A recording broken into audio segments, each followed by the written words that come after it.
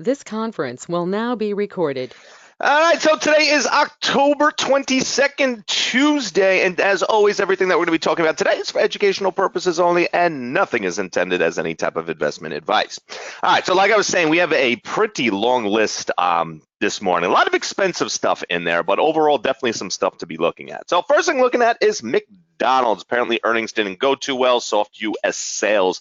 Unfortunately, I read by accident an article this morning, but overall, we can see coming up to that 202 level into 203, we're getting a bit of new buying that's starting to come back in here. Now, is this anything that I'm going to be, 100% follow what the market opens? No, not really. I do want to see something better, but coming up based off those 203, pulling up to this 205 level, 205 should show us a whole bunch, especially considering the fact that the orders are so thin. So if we get anything substantial that comes in 205, it's really going to give us a direction of where it's looking to go. As of right this second, obviously 205, 205 is basically a tick away because of how big the spread is. You can see right here, 34-cent spread, almost 40 cents um, on each tick moving back and forth on the bid and ask. So just keep that in mind. It's definitely going to be a big mover. On average, moves $3. And obviously today we're going to be expecting a lot more than that.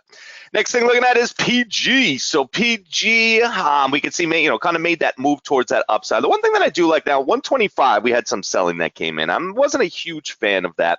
But we do know that, there's going to be selling. We're starting to get a little bit more new buy. You can see 124.50 early this morning. So that's going to take longer to come into fruition. And then 124.50, right, basically as we were starting our morning, we definitely have some new, that new buying that is coming in. It just needs to break out of this consolidation. But once it does, on average, moves $1.82, we should see a lot more than that usual $1.82.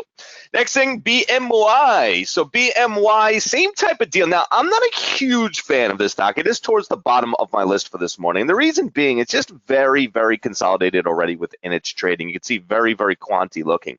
But one thing that we do see is that at that 56 level, we certainly are seeing, not really controlling prints on the sell side, but we are seeing a lot of profit taking coming in. You can see these bursts because the orders are not that thick at all. So these bursts are definitely showing that difficulty of trade coming in. But once again, we know that there's going to be selling. If we look over here at that 56, early 810 this morning, nice little burst right there, another nice little burst, and then we obviously the one that we had about 845-ish as well. So there is some new buying. It's just a little bit mixed. We need to see something a little bit better than that because the 56 level, it did hit it 3 different times, but it's so spread out. So really not the best show of hands yet.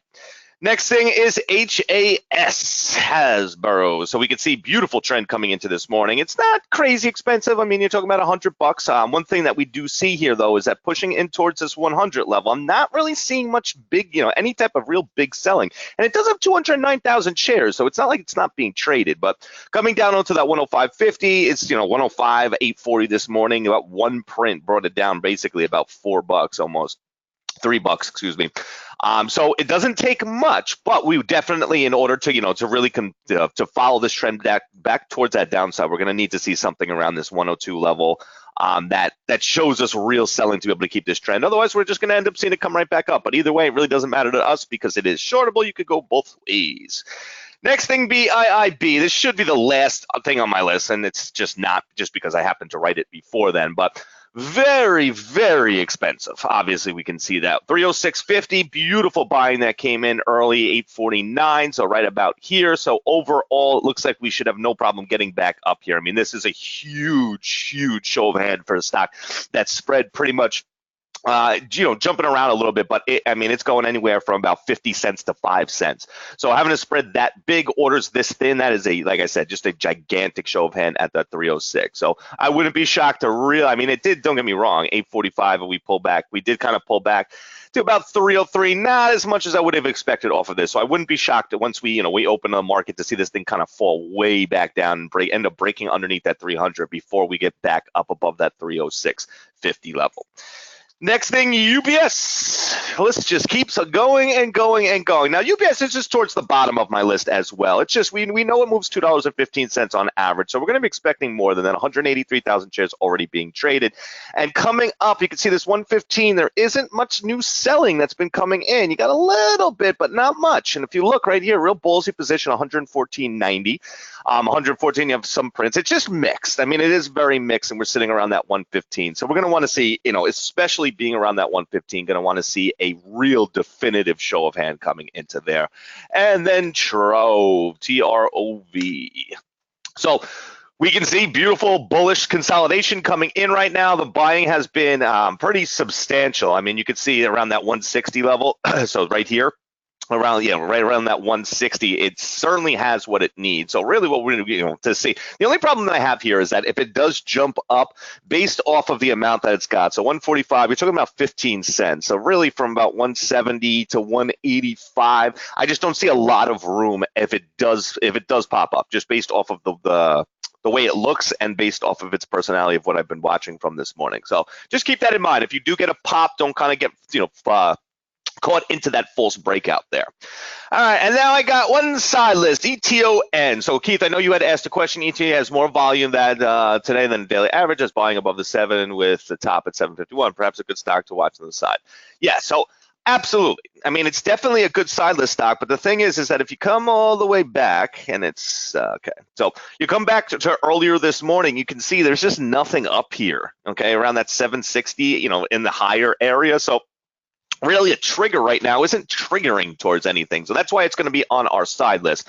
But yeah, overall, I mean, it has everything, 480,000 shares. I mean, it moves 40 cents on average. We're going to be expecting more than that, of course. Now, one thing that is really good about this as well is, as Natasha had said earlier, you can get shares. So make sure if you have TradeStation, you request. If not, you're not using TradeStation, just, whatever you have to do for your specific broker.